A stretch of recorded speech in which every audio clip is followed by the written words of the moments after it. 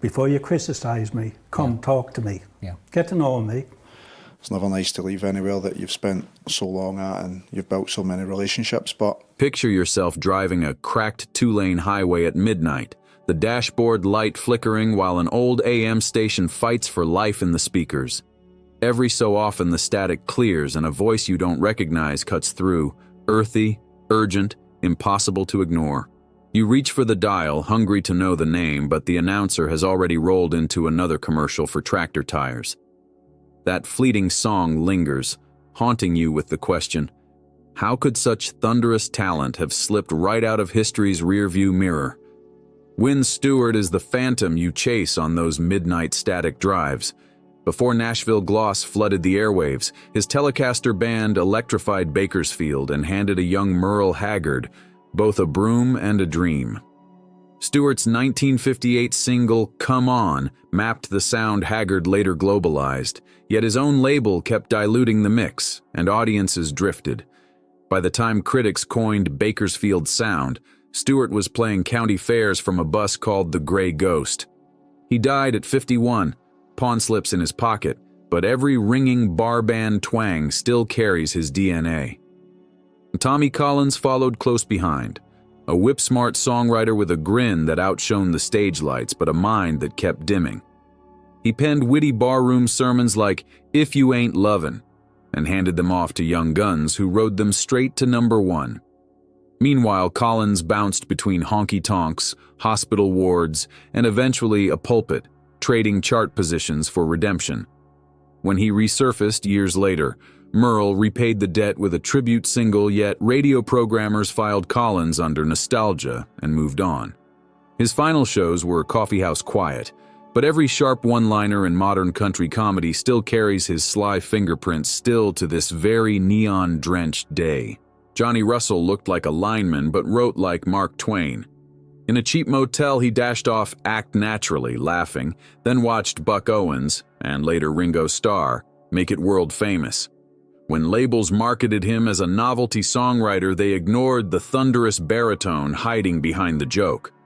Russell landed at the Opry, cracking wise between songs, yet most listeners still hum his tune without remembering the big man who penned it. He called that anonymity the most expensive punchline of his career.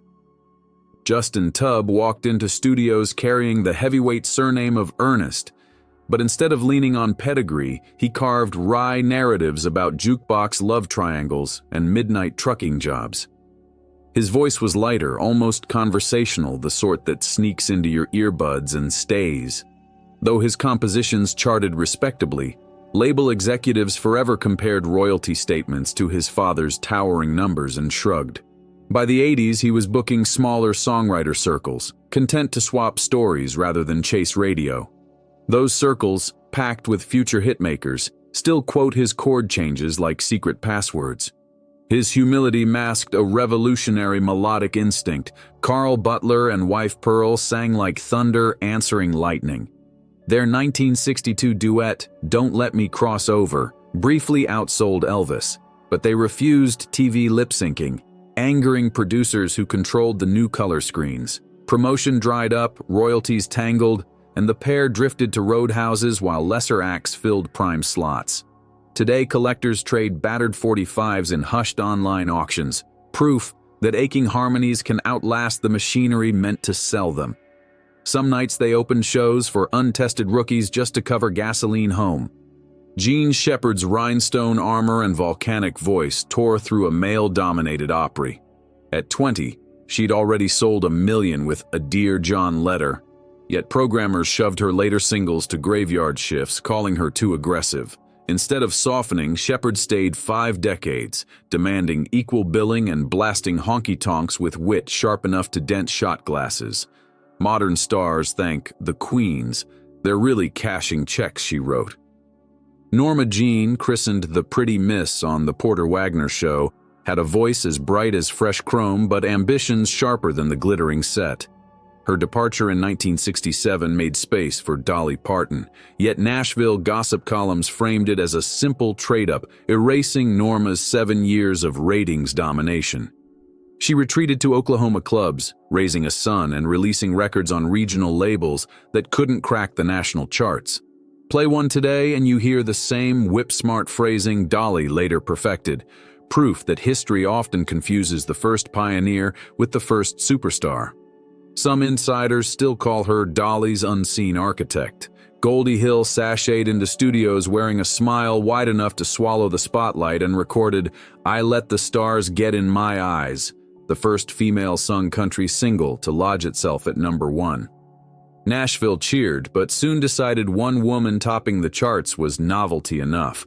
Subsequent releases were promoted half-heartedly while Goldie paused to start a family with guitarist Carl Smith. By the time she returned, radio playlists had new gatekeepers and her cosmic momentum had cooled.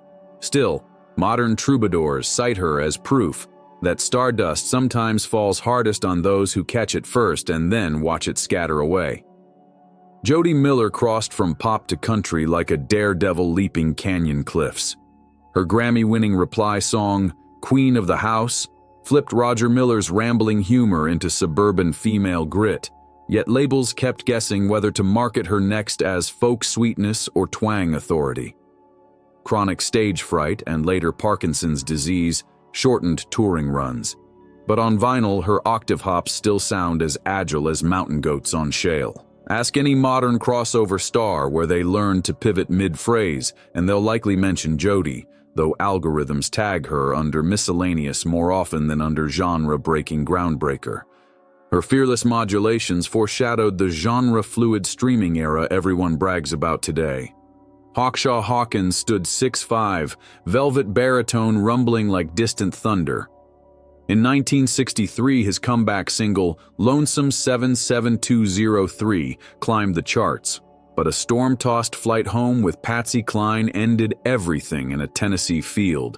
The song reached #1 after his funeral, yet history remembers the crash more than the giant who sang with gentle dignity. Every silky baritone since then owes Hawkins a verse. David Houston possessed a tenor so smooth it could sand varnish off a church pew, and for a dazzling stretch in the late 60s he racked up chart records faster than the statisticians could print plaques. Yet critics found him too polished, lacking the outlaw edge beginning to dominate headlines. And by the mid-70s his singles got buried beneath louder marketing campaigns. Houston spent later years on package tours, belting flawless notes for nostalgic crowds who cheered the hit and politely chatted through the new material.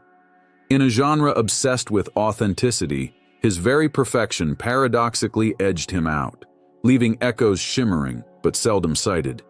Billy Walker, nicknamed the Tall Texan, combined cowboy elegance with crooner poise. His rendition of Cross the Brazos at Waco rode top 10 wins, yet every subsequent single seemed to battle shifting trends rather than enjoy the breeze. He toured relentlessly, logging more highway miles than most truckers, but large labels leaned toward younger faces and glossier sounds. Even after surviving one fiery bus accident, Walker refused to slow, reasoning that momentum itself was half the magic. He passed in another crash decades later, still mid-tour, his schedule booked further out than many headline acts today. Some careers end in silence. His ended with Road Wheels. Stonewall Jackson's apocalyptic hit Waterloo ruled 1959, and for years he anchored the Opry's hardcore roster.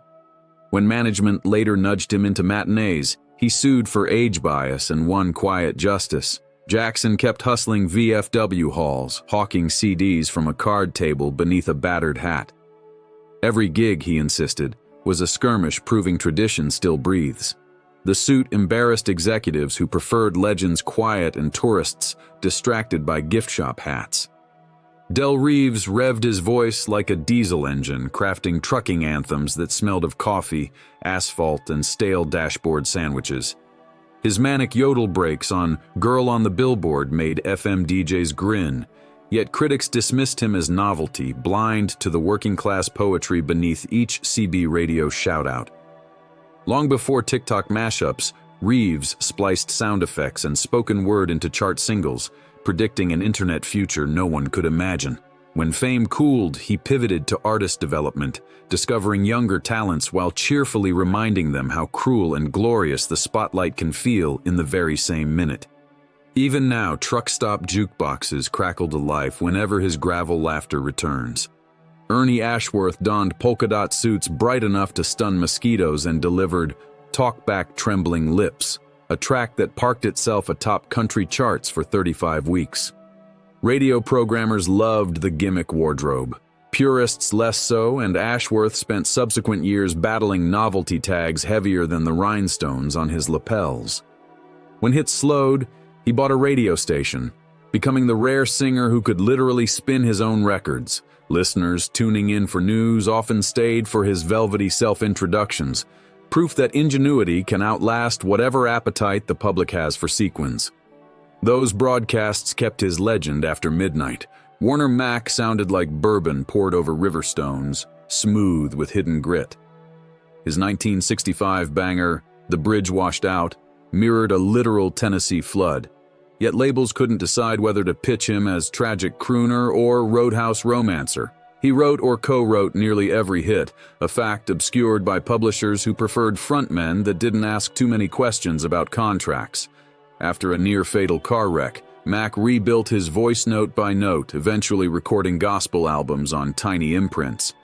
The resilience woven into those later tracks could outshine polished mainstream releases if listeners bothered to dig. Authenticity sometimes hides in bargain bin jewel cases. Billy Crash Craddock, nicknamed for football injuries, imported rock and roll swagger into 70s country, shimmying across stages in satin jumpsuits while singing "Rub It In." Nashville traditionalists clenched teeth, but Australia crowned him king of country rock. His records dripped with hand claps and beach party congas that foreshadowed today's pop country hybrids. When the urban cowboy craze cooled, U.S. radio shelved him as yesterday's peroxide dream. He still tours state fairs, hips looser than men half his age, greeting 3 generations who learned showmanship from his seaside twang. Tommy Overstreet slid velvet into the countrypolitan wave with hits like "Heaven Is My Woman's Love," threading orchestral strings through barroom sentiment. Trend forecasters predicted a decade of dominance, but disco dawned early, siphoning crossover radio slots. Overstreet adapted by touring military bases worldwide, singing love-struck ballads to homesick soldiers who mailed stacks of thank you letters back to Nashville. He later embraced digital production, releasing indie projects from a lakeside studio when most peers were still learning email. His name rarely tops influencer playlists, yet tech-savvy troubadours owe him a quiet bandwidth debt. Modern podcasts sample his intros for nostalgia. Wilma Burgess sang torch songs that kept original pronouns, quietly affirming same-sex love while executives begged for edits. She spent her royalties opening the Hitchin Post, a Nashville bar where women could dance together in plain sight. Radio exiled her, but every stadium rainbow night now echoes Burgess's stubborn, smoky vibrato. Regulars recall neon shadows, cheap long necks, and Wilma buying rounds whenever customers risked jobs by holding hands. Skeeter Davis floated heartbreak with "The End of the World," then risked her career dedicating a hymn to civil rights protesters outside the Opry in 1973. Suspended and scolded, she sang it every night until management relented. Modern stars tweet about justice. Davis paid for it in bookings. Fans mailed boxes of support letters. Davis stacked them backstage as armor against industry silence. Margie Singleton slid between harmony lines with George Jones so seamlessly that some listeners assumed she was a studio trick rather than a flesh-and-blood singer. Her own singles showcased a bluesy edge Jones lacked, yet labels pigeonholed her as duet foil. She later shifted into songwriting, gifting Tammy Wynette and Charlie Pride with chart climbers that paid bills but buried her name in microscopic liner notes. Singleton still performs regionally, parking her motorhome behind tiny venues and selling handmade CDs stamped with a Sharpie, proof that raw devotion can outlive both fashion cycles and corporate memory long after backstage chatter.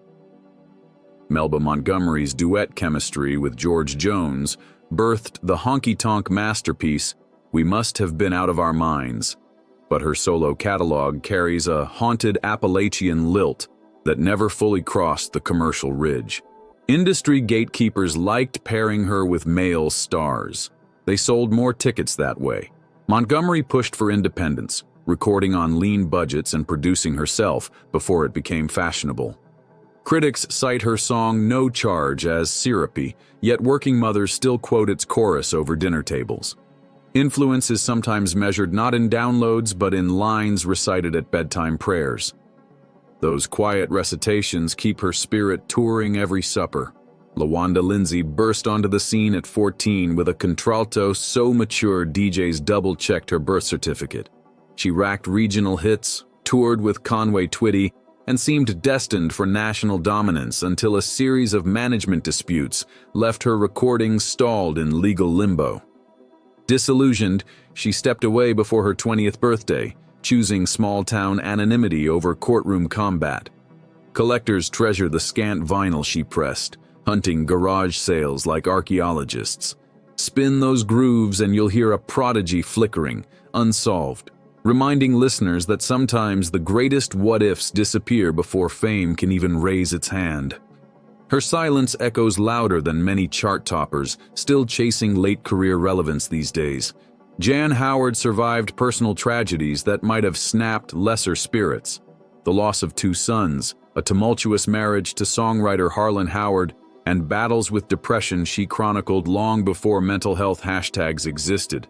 Her rendition of Evil on Your Mind crackles with restrained fury, a woman warning herself as much as her lover. Industry peers respected her toughness, yet radio programmers feared songs that cut too close to home. Howard turned to veterans advocacy, performing for troops and lobbying Congress, channeling grief into policy. Each legislative win became a chart position no algorithm could ever delete. She proved scars can fuel spotlight beams brighter than stage pyrotechnics could truly. Johnny C., sometimes billed as Johnny C., mixed patriotic spoken word with outlaw tilt in his cult hit Day for Decision, answering anti-war anthems with booming sermon cadences. Critics branded it propaganda, fans called it gutsy, and the ensuing controversy overshadowed his earlier, more nuanced storytelling singles. A near-fatal plane crash in 1970 shattered his touring schedule and left him fighting chronic pain that made guitar straps feel like anchor chains. He eased into ranch life, raising quarter horses and recording gospel demos for friends. Listen closely, and the echo of restless highways still rides beneath his prayerful baritone. It is the sound of a pilot circling unfinished destinations forever overhead. Jim Ed Brown tasted chart glory with family trio The Browns, but his solo tune Papa Top turned into a barroom anthem that still pops up in karaoke queues. Brown hosted the radio show Country Music Greats, keeping classic artists alive in listeners' memories even while his own legacy quietly faded behind the microphone. He championed newcomers on air, often spinning their debut singles before corporate playlists approved. Diagnosed with cancer in 2014, he recorded one final album between treatments, singing through exhaustion with a smile audible in every note, toasting audiences he knew would outlive him. The applause he imagined became his medicine, echoing longer than chemotherapies did. Johnny Darrell never had the massive hit, yet he had the uncanny instinct to spot songs destined for immortality. He cut early versions of Ruby Don't Take Your Love to Town and Why You Been Gone So Long, setting sonic templates others later polished into gold. Darrell's own rough-hewn vocals carried barbed wire soul, but shifting label priorities left promotion budgets evaporating. Struggling with addiction, he receded from the spotlight, resurfacing occasionally with live performances that felt like confession and revival tent in equal measure. His recordings remain cult scripture for Americana artists, mining the fault line between pain and poetry. You can hear him in every whispered desert ballad. These 27 voices fuel country music even when the credits hide them. Spin Wynn Stewart's twang to hear Eric Church, Gene Shepard's Fire for Miranda Lambert, Wilma Burgess's Defiance for today's Rainbow Lights. Remember Johnny C. circling runways, LaWanda Lindsay blazing and gone, Jan Howard forging grief into laws. Fame is weather, not justice. It often skips the richest fields. When static clears on your next lonely drive, lean in. You might greet one of these forgotten architects. Their styles flow like hidden tributaries beneath every streaming playlist an algorithm loves to mislabel, yet millions still hum along. Let them spin once more for you.